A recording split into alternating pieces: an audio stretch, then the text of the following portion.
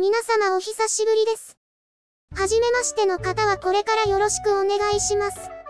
メイドのあかりと申します。当チャンネルでは主にアウトドア系の動画を取り扱います。キャンプや DIY、旅行に観光。パソコンから離れて、とにかく体を動かそう。というチャンネルになります。遠慮なさらずにどうぞチャンネル登録お願いします。そして、私に代わり雑務をこなしてくれる人を一人ご紹介します。吐いて吐いて。私の執事です。はい、挨拶。これからもちょくちょく登場するので、あかりともどもよろしくお願いいたします。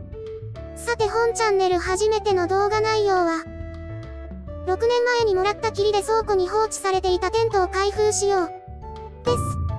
問題のテントは、こちら。いや、ボロすぎない？本当に6年前にもらったものなのかしら？箱には、フィールドチャンプ、と書いてありますね。確認のため中を見たんですが、説明書がありません。説明書がないので全部揃っているのかもわかりません。調べてみるとこのテント、いつ発売したものなのかさっぱりでした。それにもう絶版っぽい。中古品だと1万後半で売られているのでお高いテントのようですね。それは置いておいて。見ているだけではわからないので早速。初心者キャンパーの登竜門。テント張り、していこうと思います。テントなんて初めて張るのでうまくできるのか不安ですね。しかも私が想像していたテントと違いますし。私が想定していたのってこういうテントですし。しかしロッジ型というのは最近だとレトロ感があるとかで、再注目されているとかなんとかって聞きましたよ。これはこれでちょうどいいタイミングだったのかもしれません。それでは中身を取り出してみましょうか。袋1、シート1、ペグ、袋2、シート2、ポール多数。多分、これで全部のはず。個人ブログっぽいところに説明書の写真があったのですが、解像度が低くて文字が読めなかったので、ほぼ勘でやっていきます。まずは2個1のポールを1本につなげてみましょうか。うわやば。これ見てくださいよ。サビ、カビ、汚いですね。今回は放置します。中にチェーンが入っていて、外れないようになっています。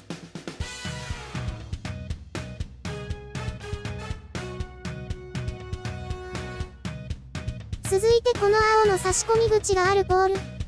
ここに短いポールを差し込めばいいはず。ポールに返しっぽいのがあって、差し込み口のこの溝に入れれば引っかかって抜けないって構造みたいね。まずは全部差し込んでみましょうか。これは完全に屋根。屋根の出来上がり。これはもう楽勝なのでは？次は白と赤の差し込み口があるポールの番ね。余っているこの長いポールを差し込んで。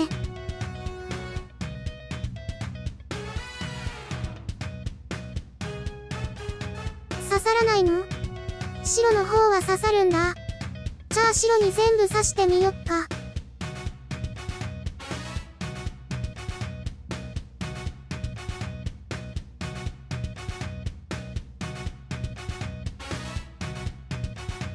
いや絶対違うでしょこれ。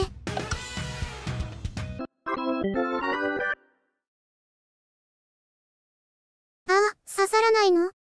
片方はちゃんと刺さってるじゃない。この角度明らかに入らないじゃない。何これ不良品。全く意味がわからないんだけど。試しに赤と白の向きを逆にしてみるのはどう？なんやかんやで刺さりました。僕の方は外れちゃっていますけれど、刺さりました。なんで刺さるの？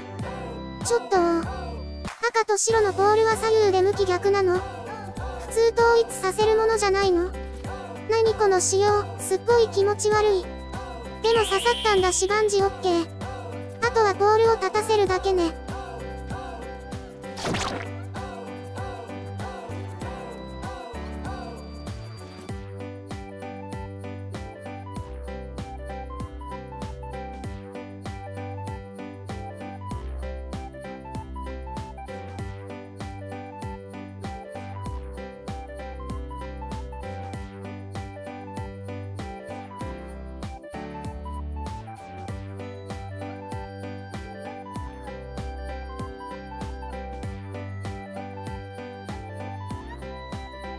これで支柱の完成。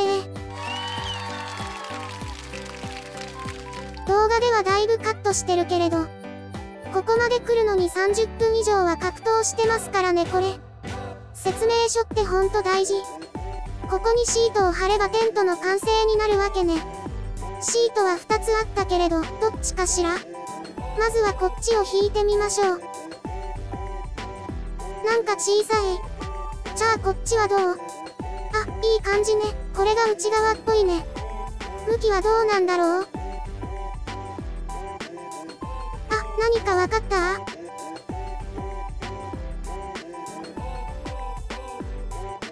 シートについているこのフック。これを差し込み口に開いている穴にはめるのね。これで吊るせるわけですね。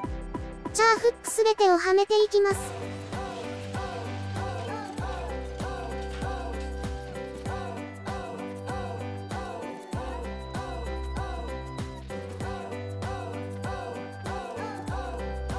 もうこれで完成じゃない？下の方がピラピラしているので固定させましょう。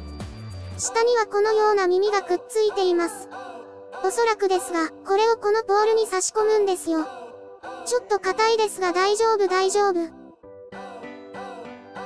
これでいいんでしょ？あと3点も同様に。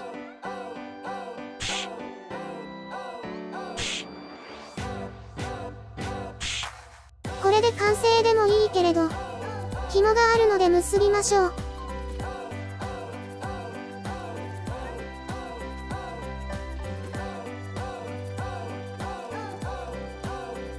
シート1完成。最後にもう1枚のシートですね。ここまで来たら簡単でしょ。頑張れー頑張れー。背が足りないけど頑張れー。これはポールにかぶせるだけでいいみたいで楽ですね。完全に重要な上の部分が見切れていて申し訳ありません。完成。なんとかできましたね。初テント張りにしてはかなりハードでしたね。お疲れ様。じゃあ詳しく見ていきましょうか。まずはこの出入り口のシート。ダッフルコートの留め具みたいなのを使って開けておくことができます。内側の網目のシートも同様です。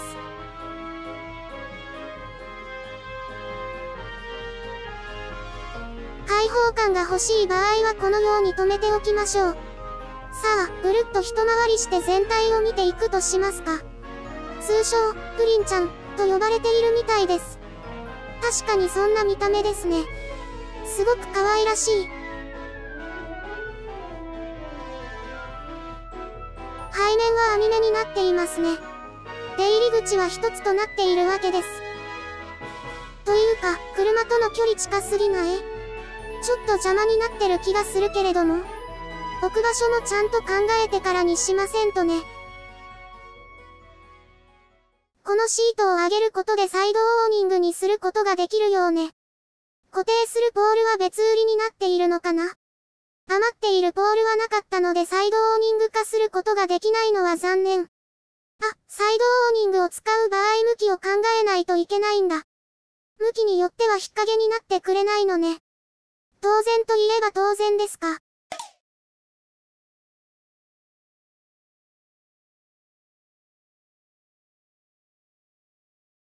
次は背面の網目について。ジッパーで留められていて簡単に開けられて換気できます。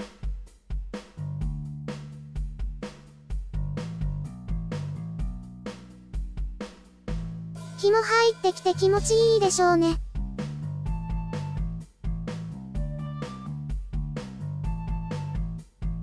ちなみに高さは一番高いところで180センチくらいかな。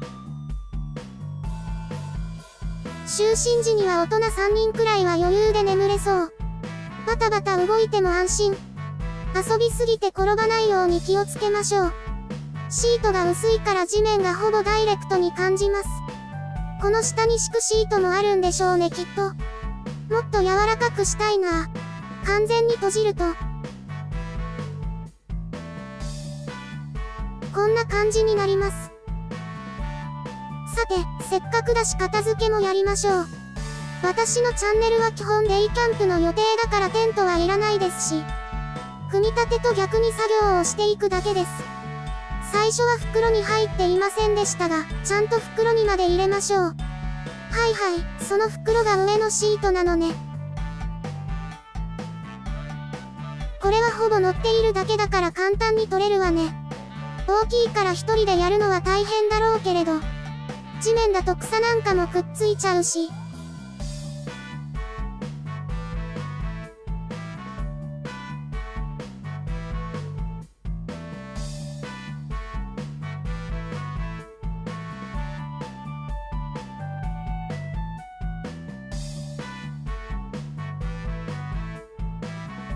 一つ目完了。次は内側のシートね。紐をほどいて、先にフックを取っちゃうのね。その方が下にある耳も取りやすいかしら。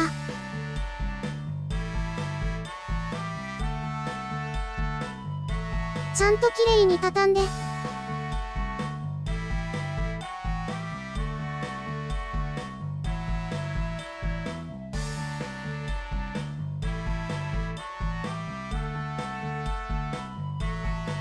しまって完成。最後にポールを分解していきましょう。組み立てるのは非常に難しかったのに分解するのは簡単ですね。引っかかりがあるから抜くのが少し苦労しちゃいます。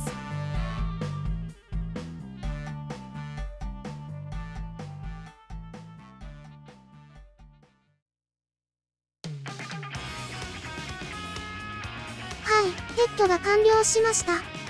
初めての実写動画でしたがいかがでしたか？テントを張るのも楽しいものですね。